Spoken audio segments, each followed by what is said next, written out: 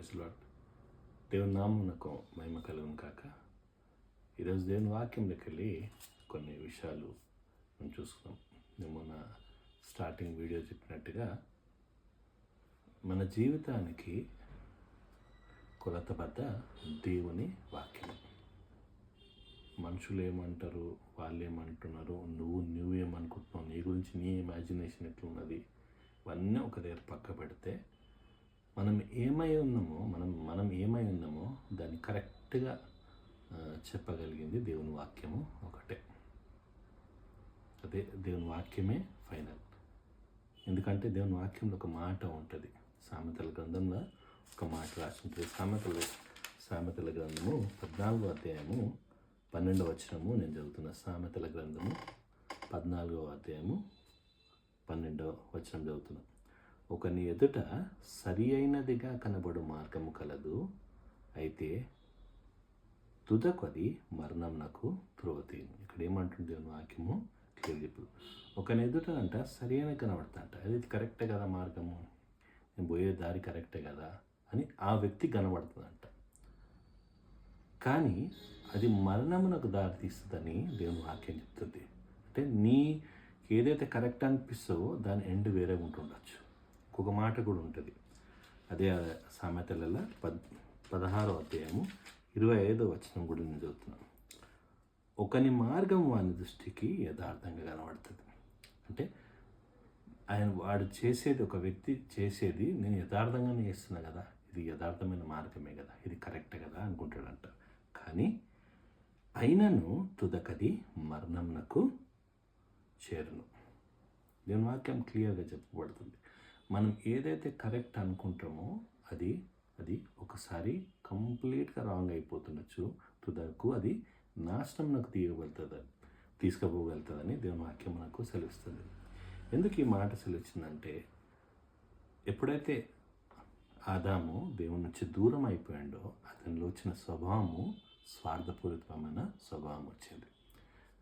పాపం చేసినప్పుడు దేవుడు ఆయనను ప్రశ్నించినప్పుడు, ఎందుకు ఆదాము నువ్వు నేను తినద్దన్న పండు తిన్నావు అంటే, ఆయన నువ్వు ఇచ్చినవు అంటాడు. నువ్వు ఇచ్చిన అవ్వ ఇట్లా చేసింది అంటే ఇండైరెక్ట్గా వ్యక్తి ఆదాము చెప్పే మాట ఏంటంటే, గాడ్నే ఇండైరెక్ట్గా బ్లేమ్ చేస్తున్నాడు. నువ్వు ఇచ్చినావు కాబట్టి ఆమె నన్ను ప్రేరేపించింది తిన్నా అంటాడు. అంటే ఒకరి మీద ఒకరు, మళ్ళీ అవ్వని అడిగితే ఆమె సాతాను, అంటే ఒకరి మీద ఒకరు బ్లేమ్ వేసుకోవడం స్టార్ట్ చేసింది. అంటే బేసికల్గా మన మానవ స్వభావం ఏంటంటే, మనం తప్పును ఎప్పుడు ఒప్పుకోము. మనం ఎవరు ఏం చేస్తామో మనం అది కరెక్ట్ అనుకుంటాం. మనం ఏదైతే చేస్తున్నామో అది కరెక్ట్ అంతే. అది తప్పైనా, ఎట్లా ఉన్నా, ఏమున్నా, ఎట్లయినా తప్పు చేసినా సరే అది కరెక్ట్ అని చెప్తాం. మన ఆదాం నుంచి వచ్చిన స్వభావం అది. అటువంటి స్వభావం స్వార్థపూరితమైన స్వభావం, మన స్వనీతి పరమైన, అంటే ఏదైతే మనకు కరెక్ట్ అనిపిస్తుందో అదే అంతే అన్నట్టు మనం ఉంటాం. కానీ ఇక్కడ వార్నింగ్, దేవుడు ఇస్తున్న వార్నింగ్ ఏంటంటే, ఏమంటున్నాడు దేవుడు, ఏం వార్నింగ్ ఇస్తున్నాడు, అది నాశనం మనకు అది దారితీస్తుందంట. ఇంకొక మాట కూడా దేవుని వాక్యం సెలవిస్తుంది. అదే సామెతల గ్రంథంలో 3వ అధ్యాయంలో ఒక మాట చదువుతున్నా. సామెతలు 3వ అధ్యాయము 5వ వచనం. సామెతలు 3వ అధ్యాయం 5వ వచనం. నీ స్వబుద్ధిని ఆధారం చేసుకొనక నీ పూర్ణ హృదయంతో యెహోవా యందు నమ్మకం ఉంచుము. ఏమంటున్నాడు ఇక్కడ, నీ స్వబుద్ధి, నీ ఆలోచన మీద నువ్వు ఆధారపడద్దు. నీ పూర్ణ హృదయంతో యెహోవా దేవుని యందు నమ్మకం ఉంచాలంటే, దేవుని యందు ఎట్లా నమ్మకం ఉంటాం మనము, దేవుని వాక్యము చదువుట ద్వారా, దేవుని వాక్యము నేర్చుకున్నట్టు ద్వారా. ఎటువంటి సమస్యను మన జీవితంలో దానికి జవాబు దేవుని వాక్యంలో ఉంటుంది. ఇది పుస్తకం కాదు, ఇది దేవుని వాక్యం. క్రైస్తవ బిడ్డలుగా, క్రైస్తవ కుటుంబంలో మనకు ఒక గొప్ప ధన్యత ఏంటంటే, క్రైస్తవ కుటుంబం పుట్టిన మనకు ప్రత్యేకంగా మనకు దేవుని వాక్యము మన దగ్గర ఉన్నది. అది ఎటువంటి వాక్యం అంటే మన జీవితాన్ని నేర్పించగలుగుతుంది, మన జీవితాన్ని కట్టగలుగుతుంది. మన ఎటువంటి పరిస్థితులకి ఎట్లా బయటికి రావాలో అది మనకు నేర్పించగలుగుతుంది. దేవుడు ప్రత్యేకంగా మన కొరకు, అంటే దేవుడు మనకు బయలుపరుచుకున్న ఆయన మాటలను దేవుడు మనకు ఇచ్చాడు. ఎస్పెషల్గా చెప్పాలంటే అది వేరే సబ్జెక్ట్, కానీ ఈరోజు ఈ విషయాన్ని మనం క్లారిఫికేషన్ చేసుకుందాం. దేవుని మాటలు పొందుపరిచిన ఈ పుస్తకంలో మనం ఏది చేస్తున్నా అది కరెక్టే కాదా అనే చూసే అవకాశము దేవుడు మనకు అనుగ్రహించాడు. అందుకే ఏమంటాడు, మీ స్వబుద్ధి మీద ఆధారం చేసుకో, కనుక నీ పూర్ణ హృదయంతో యెహోవా యందు నమ్మకం. ఎన్నోసార్లు చూస్తుంటాం, ఎన్నో కుటుంబాల విషయం కాదు, మ్యారేజెస్ విషయం ఉండొచ్చు, లేకపోతే జాబ్ విషయం ఉండొచ్చు, లేకపోతే ఏదైనా ప్రాపర్టీ విషయం ఏదైనా ఉండొచ్చు. ఒకటి అనుకుంటే ఒకటి అయిపోతుంది, ఒకటి ప్లాన్ చేసుకుంటే ఒకటి అయిపోతుంది.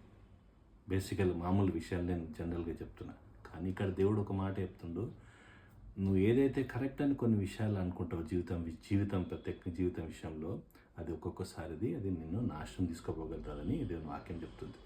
ఇంకొక మాట కూడా ఉన్నది, ఇంకొక మాట కూడా చదువుకుందాం. సామెతల గ్రంథం, అది సామెత గ్రంథంలో 16వ అధ్యాయంలో ఒక మాట ఉంటుంది. సామెతలు 16వ అధ్యాయము 2వ వచనము చదువుతున్నా. సామెతలు 16, 2వ వచనం ఏమంటుంది, ఒకని నడతలన్నీ వాని దృష్టికి నిర్దోషములుగా కనబడను.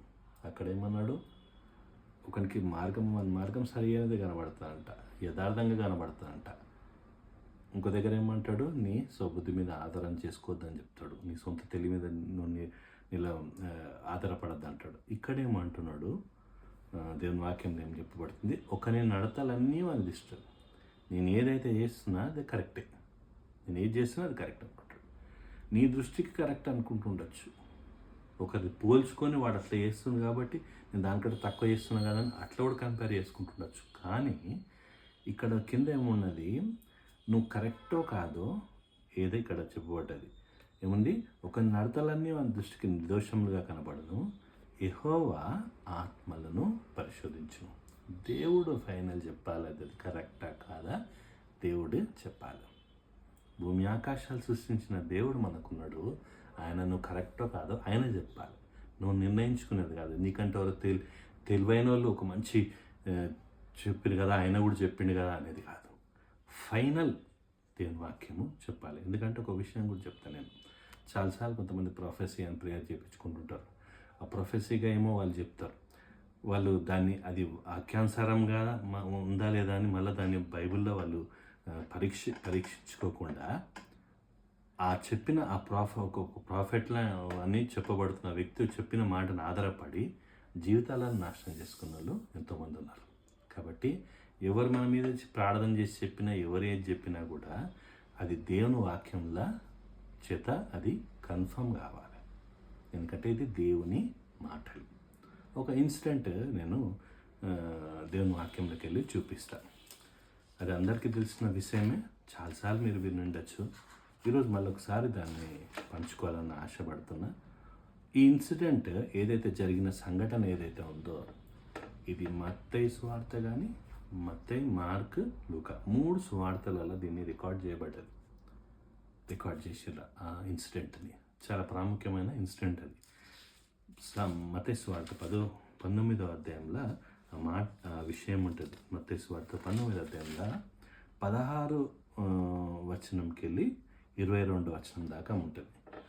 ఆ సంఘటన ఏదంటే, యేసయ్య కొన్ని ప్రాంతాల తిరుగుతున్నప్పుడు ఒకసారి అక్కడ ఒక వ్యక్తి ఉరికొస్తాడు, ధనవంతుడు ఉరికొస్తాడు.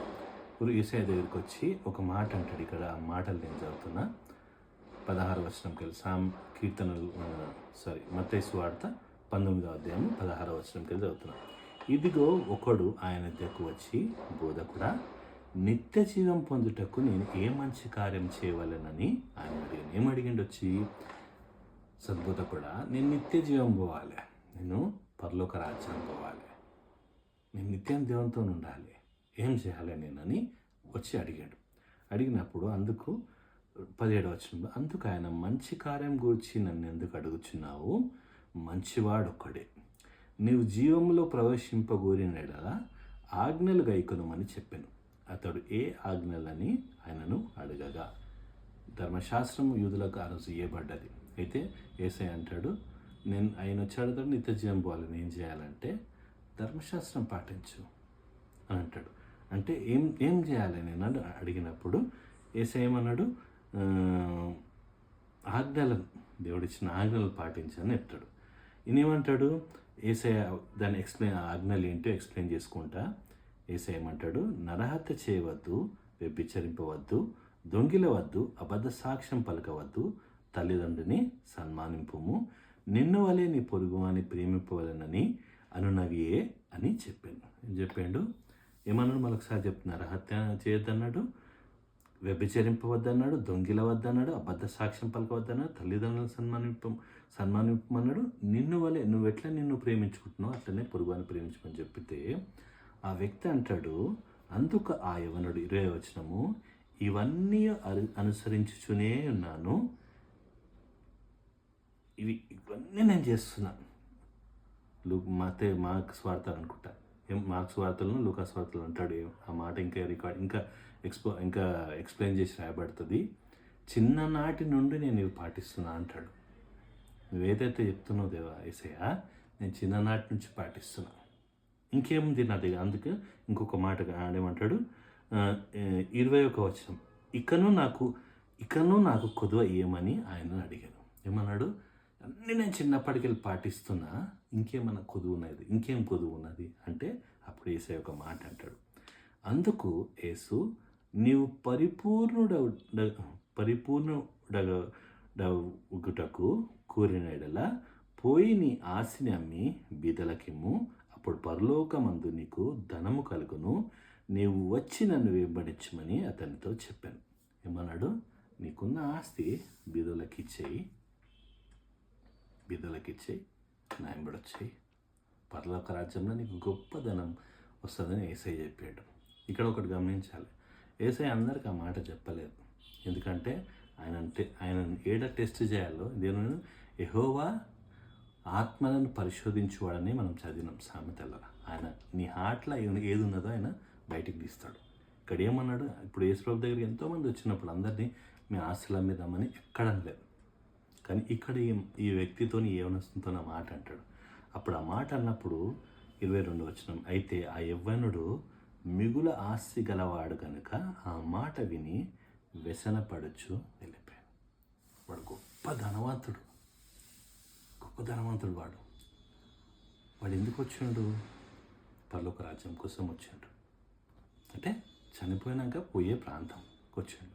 ఎక్కడ పోతాం, నిత్య జీవం పోయే ప్రాంతానికి పోవాలి, ఎట్లా పోవాలని వచ్చాడు. కానీ నీ ఆస్తి మొత్తం బీదలకి అనగానే వాడు నిత్యనాశనంకి పోనీ కూడా రెడీ అయిపోయాడు. అంటే ఆ ధనాపేక్ష, ధనం మీద ఉన్న వాని పిచ్చి, దేవుని వాక్యం సంపాదించుకోవద్దని చెప్తలేదు, ఆస్తులు ఉండొద్దని చెప్తలేదు, ఏం చెప్తలేదు. కానీ ధనాపేక్ష, ధనం మీద పిచ్చి ఉంటుంది కొంతమందికి. పైసలు తప్పించి వాళ్ళు ఏ కోణం చూసినా కోణంతోనే వాళ్ళు మెజర్ చేస్తారు. ఏ విషయమైనా పైసల దానితోనే మెజర్ చేస్తారు జీవితాన్ని మొత్తం. విలువలు ఏముండవు, రిలేషన్షిప్ అని కాదు, ఏదని కాదు, ఏదైనా కొలత వాళ్ళ కొలత వద్ద పైసలే. కాబట్టి ఈయన ఆ పైసల గురించి మాట్లాడగానే ముఖము చిన్నబుచ్చుకొని వెళ్ళిపోతాడని ఉంటుంది. ఇంకో దగ్గర మాట రాసి ఉంటూ యేసయ్య బాధపడుతుందంట ఆయన వెళ్ళిపోయేటప్పుడు. దాని తర్వాత ఇంకో సంఘటన గురించి చెప్పబడుతుంది, కానీ నేను ఈ విషయం ఈరోజు మీకు మీద ఎంఫసైజ్ నేను చేస్తున్నా. ఇక్కడ ఎందుకు ఈ మాట చెప్పబడ్డది రిపీట్ చేస్తున్నా అంటే, మనం ఏదైనా ఇప్పుడు బేసికల్గా నేను అర్థం చేసుకున్న విషయం ఏంటంటే, యేసయ్య ఆయన ఏమో అనుకుని ఉండొచ్చు, ఆయన ఊహించుకొని ఉండొచ్చు యవనస్తుడు, నేను యేసయ్య దగ్గరికి పోతా, నిత్య జీవం గురించి అడిగితే ఏమి చెప్తాడు. కానీ ఆయన అడుగుతుండొచ్చు నన్ను, నువ్వు దాంట్లో అజ్జయ్ అని చెప్తుండొచ్చు.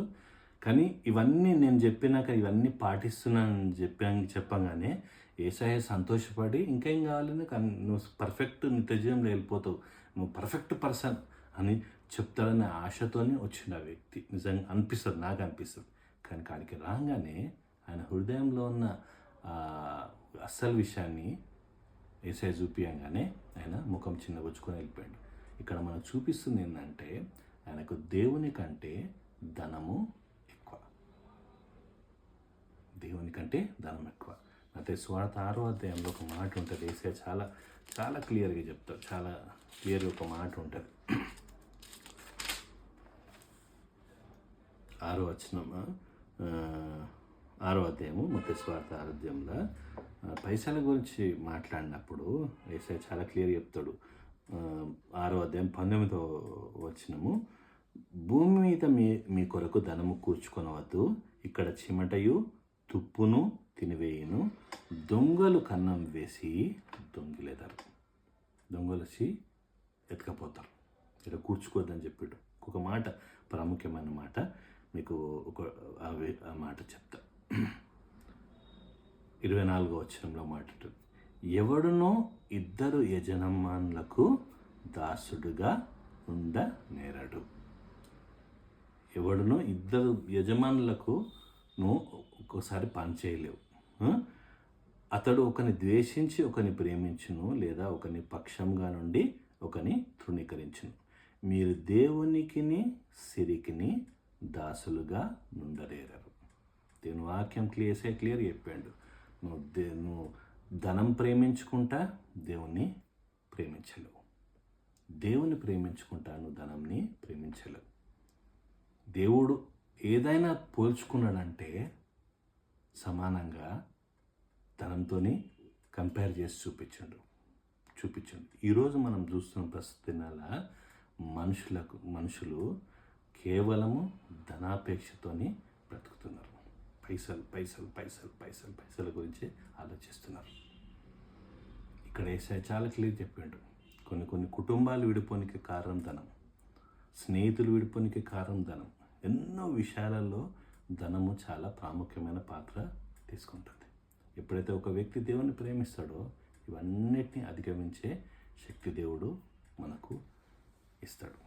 కాబట్టి దేవుని వాక్యం ఈరోజు మరొకసారి నేను రిమైండ్ చేసే ఒక మాట, మనం ఏమనుకుంటున్నామో అనేది కాదు. ఈ యవనస్తుడు చాలా పర్ఫెక్ట్ అన్నాడు. ఒక ఎగ్జాంపుల్ చెప్పి నేను క్లోజ్ చేస్తాను. ఇట్లాంటి యవనస్తుడు తల్లిదండ్రులను సన్మానించేటోడు, ఎవరితో కొట్లాగడు వండుకుని ఉండేటోడు, ధనవంతుడు, మర్యాదస్తుడు, ఎవరితో పెట్టుకునేటోడు ఉంటే, ఈ దినాల్లో అట్లాంటి వ్యక్తి ఉంటే, ఫర్ ఎగ్జాంపుల్ సింపుల్ ఎగ్జాంపుల్ చెప్తా. ఒక మ్యారేజ్ ప్రపోజల్ ఒక ఎవరి గురించి మనం ముందు పోయినప్పుడు ఆ పిల్లగాని గురించి ఎంక్వైరీ చేస్తాం. ఆ పిల్లగానికి ఇట్లాంటి క్వాలిటీస్ ఉన్నాయనుకో, ఫర్ ఎగ్జాంపుల్ వేసే అడిగిన క్వాలిటీస్ ఆ విల్లలు కళ్ళు మూసుకొని మనము ఆ పిల్లగాని యాక్సెప్ట్ చేసేస్తాం. ఏం ఆలోచించాం, మనం ఏమనకుండా యాక్సెప్ట్ చేస్తాం. అట్లాంటి వ్యక్తి పర్ఫెక్ట్ మన లెక్కల. కానీ ఆ వ్యక్తి మ్యారేజ్ చేసుకున్నాక ధనం మీద అంత పిచ్చి ఉన్నదంటే ఆ కుటుంబము ఇక నిలబడదు. ఒకసారి పైకి మాత్రం ఆయన పర్ఫెక్ట్ కనబడుతున్నాడు, కానీ ఆయన లోపట పైసల పిచ్చి ఎంత ఉందో చాలా క్లియర్గా కనబడుతున్నది. కాబట్టి మరొకసారి నేను ఒక విషయం రిమైండ్ చేసి చెప్తున్నా. మనం ఏమైనామో, మనం ఏది చేస్తున్నామో అది కరెక్ట్ కాదో దేవుని వాక్యం చదువుతూ ఉంటే మనకు దేవుడు దాన్ని బయలుపరుస్తాడు. దేవుడు ఇచ్చిన కొద్ది మాటల్ని దేవుడు దీవించుగాక.